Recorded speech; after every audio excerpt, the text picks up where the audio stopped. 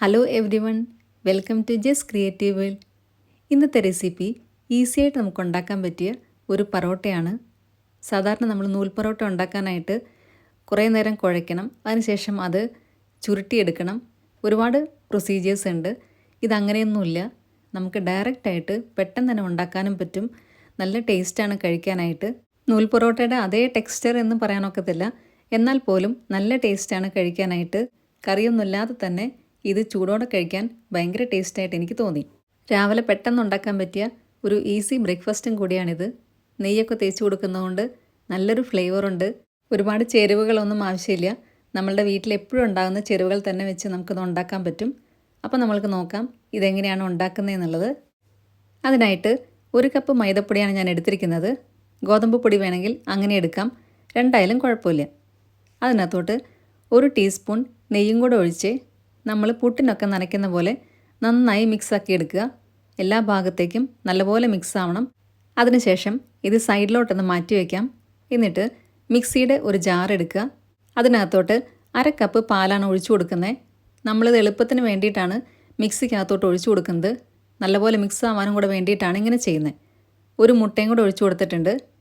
ഇനി 2 ടീസ്പൂൺ പഞ്ചസാരയും ആവശ്യത്തിന് ഉപ്പും കൂടെ ഇട്ട് കൊടുക്കുക. അധികം പുളിയില്ലാത്ത തൈര് 2 ടേബിൾ സ്പൂൺ ഒഴിച്ചു കൊടുക്കുന്നുണ്ട്. ഇതെല്ലാം കൂടെ നന്നായിട്ടൊന്ന് മിക്സാക്കി എടുക്കുക. ഇങ്ങനെ ചെയ്യുമ്പം എല്ലാ ഭാഗത്തേക്കും നല്ലപോലെ മിക്സാവും. ഇപ്പം ഞാനിതിവിടെ എല്ലാം കൂടെ നല്ലപോലെ അടിച്ചെടുത്തിട്ടുണ്ട്. ഇനി ഇതിനകത്തോട്ട് നമ്മൾ നേരത്തെ മാറ്റി വെച്ച മൈദപ്പൊടിയും നെയ്യും കൂടെ മിക്സ് ചെയ്തതാണ് ഇട്ട് കൊടുക്കുന്നത്. എല്ലാം കൂടെ ഇട്ട് കൊടുക്കുക. എന്നിട്ട് ഒന്നും കൂടെ ഒന്ന് അടിച്ചെടുക്കുക. ഇത് അടിച്ചെടുക്കുമ്പം ഒരുപാട് കട്ടിയായിട്ട് തോന്നുന്നുണ്ടെങ്കിൽ ഓരോ ടേബിൾ സ്പൂൺ പാൽ ഒഴിച്ചു കൊടുക്കാം.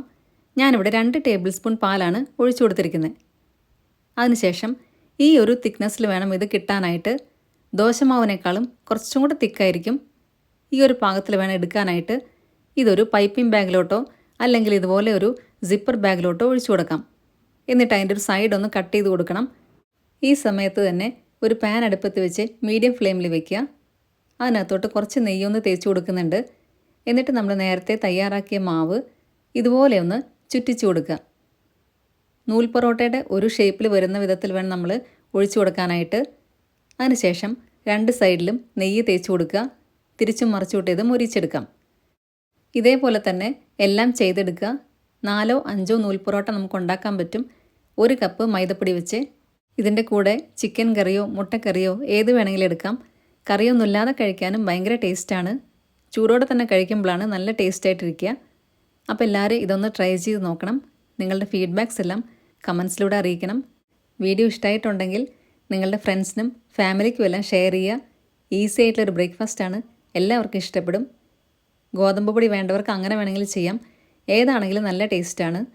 ചാനൽ ആദ്യമായിട്ട് കാണുന്നവരുണ്ടെങ്കിൽ സബ്സ്ക്രൈബ് കൂടെ ചെയ്യാൻ മറക്കരുത്. നല്ലൊരു വീഡിയോ ആയിട്ട് വീണ്ടും കാണാം. താങ്ക്